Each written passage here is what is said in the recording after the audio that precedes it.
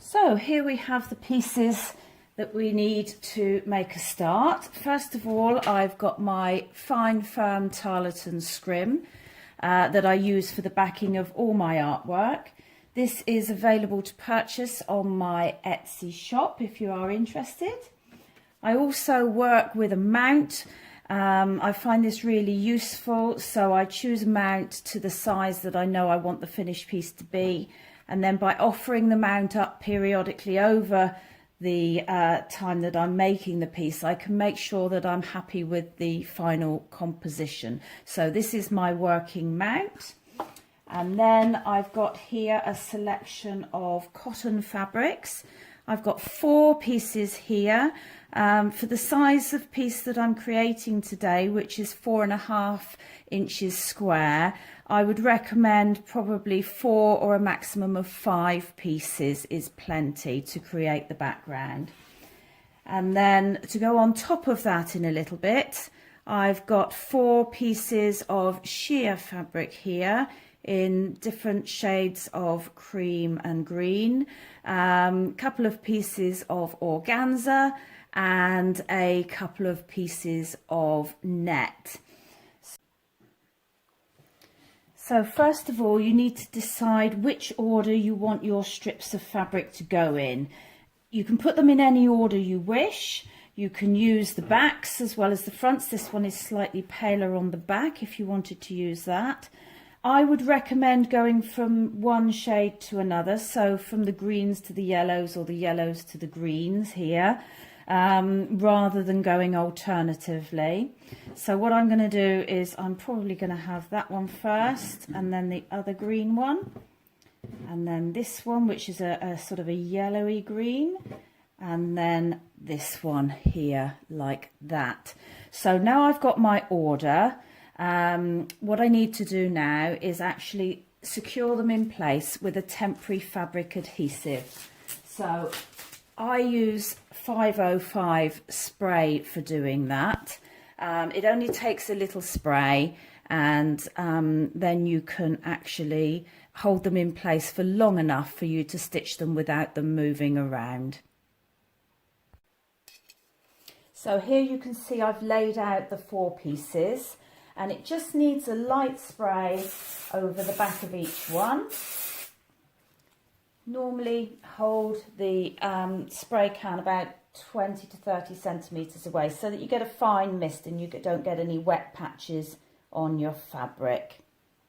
Now I just bring them back to my scrim backing fabric one at a time, and you're overlapping the outside of the square that you have drawn to just overlap slightly with each one,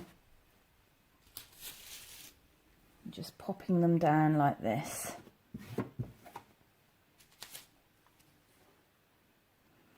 You can see that that has covered the square that was marked on there. The square is drawn by using a friction pen. These are very, very good. They are heat erasable. And I just pop down the mount in the middle of the piece of fabric and just draw round the centre there, and that gives me my working area.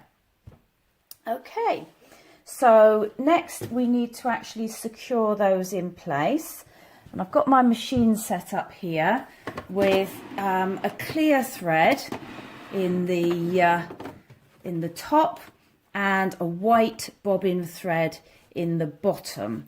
If you haven't got clear thread, you can use a pale colour coordinated thread and your stitches will hardly be seen.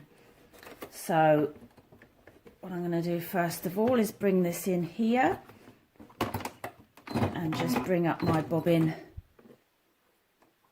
thread like that. There we are. Pop that needle back in to make sure that that stays in the right place.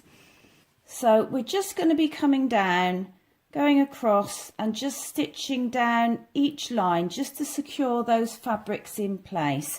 Straightforward free motion stitching. And as always, fast on the foot, slow on the hand will give you much smoother, smaller stitches. So here we go.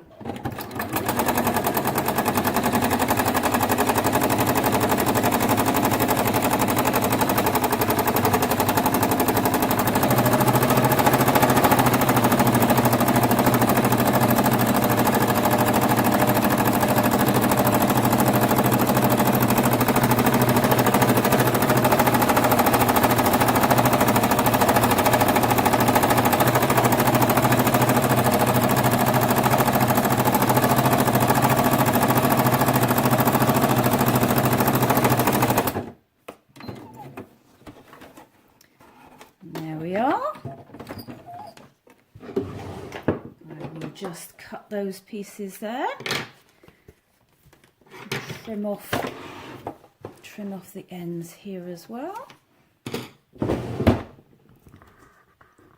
And that is all secured in place. And when you offer the mount up, you're starting to get an idea of what the background is going to look like.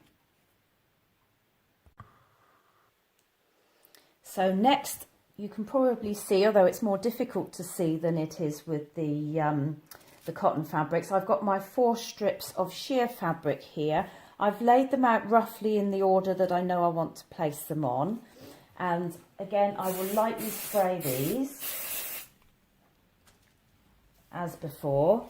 And then we're just going to move those across and add them to the piece.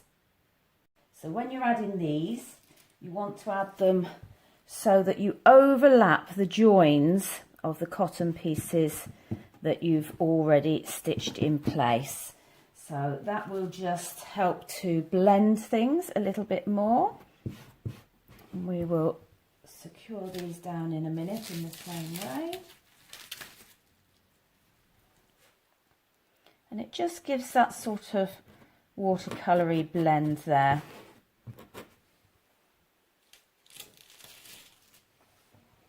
This bit can go here, like that. Now then, with these pieces, you just want to stitch down the middle of each one. It doesn't need to be overstitched because you're going to put a lot of detail on top, and it's much better with sheerer fabrics that are likely to pucker if you actually stitch down the middle of the piece rather than trying to stitch down each edge. So that's what I'm going to do now. And we just stitch away again down the middle of each piece this time.